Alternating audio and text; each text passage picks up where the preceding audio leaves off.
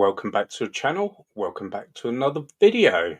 It's your favourite bus driver, here to give you the lowdown, not just on routes, but on the very industry that keeps us all moving.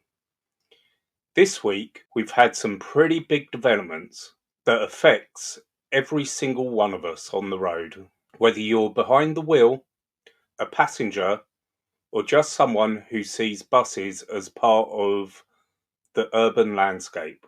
Let's get into the top trending news in the UK bus world. First up, let's talk policy and pounds, because these decisions directly impact our daily runs. The bus services number 2 bill is really picking up speed in Parliament right now.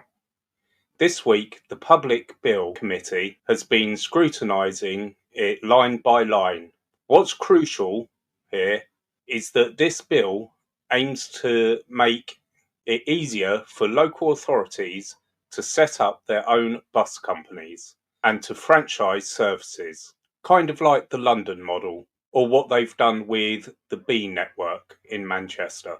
They're also pushing for better training for us drivers on assisting disabled passengers and tackling antisocial behaviour, which is a big deal for safety and comfort for everyone.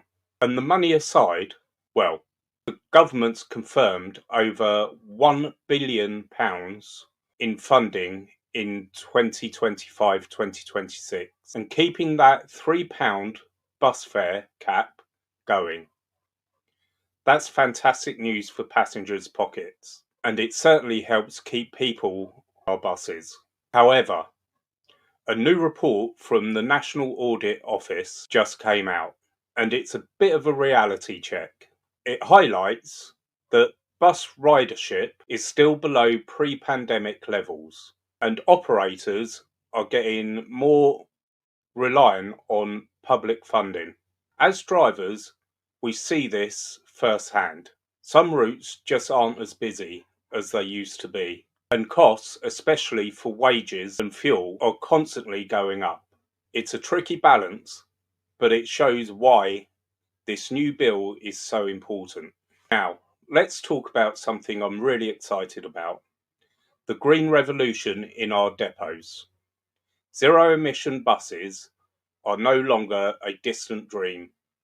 They're hitting our roads in a big way. This week, places like Cornwall welcome their very first electric buses, with plans to electrify entire fleets in London. We're seeing more and more of these new Wrightbus electroliners for routes like the 270, adding to the 2,000 zero-emission buses already buzzing quietly around the capital.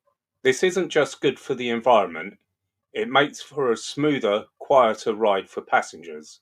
This push is strongly supported by the government's Zebra Fund, the Zero-Emission Bus Regional Area Initiative, which is helping local authorities bring hundreds more of these clean machines into service. It feels good to be part of that future. And speaking of the future, let's look at the tech side of things. Get ready, because self-driving bus trials are being fast-tracked to spring 2026. Yes, you heard that right. The government wants the UK to be a leader in autonomous vehicles, and it means we could see bus-like services running themselves in just a couple of years. It's a fascinating, if slightly mind-bending, prospect for those of us who spend our lives at the wheel.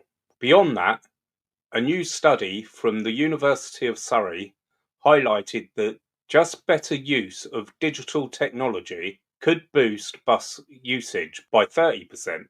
Think smarter e-ticketing, real-time apps that actually work, and seamless payments. As a driver, I can tell you, anything that makes the passenger experience smoother and more appealing is a win-win.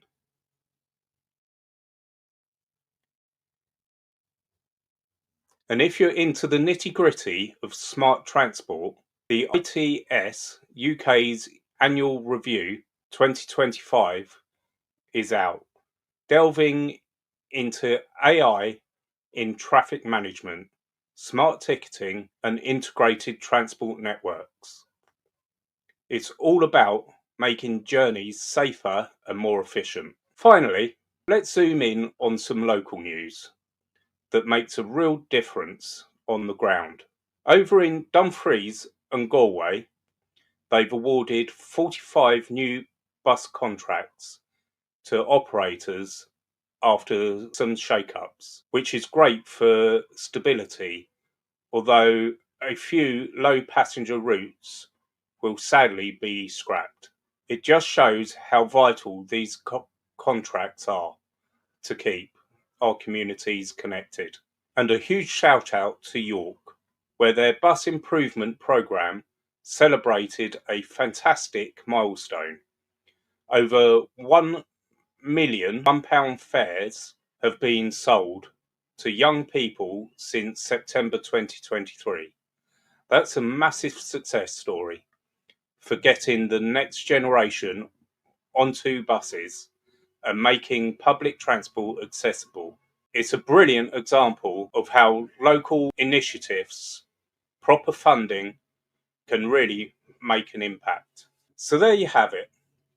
A busy week in the UK bus industry.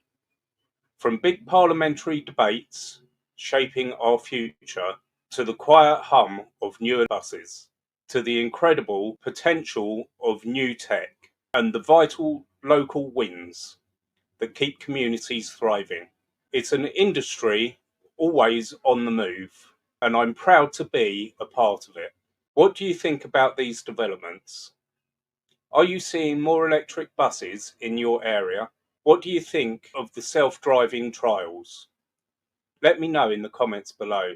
If you enjoyed this roundup, please hit that like button. Subscribe to the Bus Driver Photographer for more insights from the road. And make sure you ring that notification bell so you don't miss a thing. Until next time, keep those wheels turning and keep snapping those shots. I'll see you in the next one.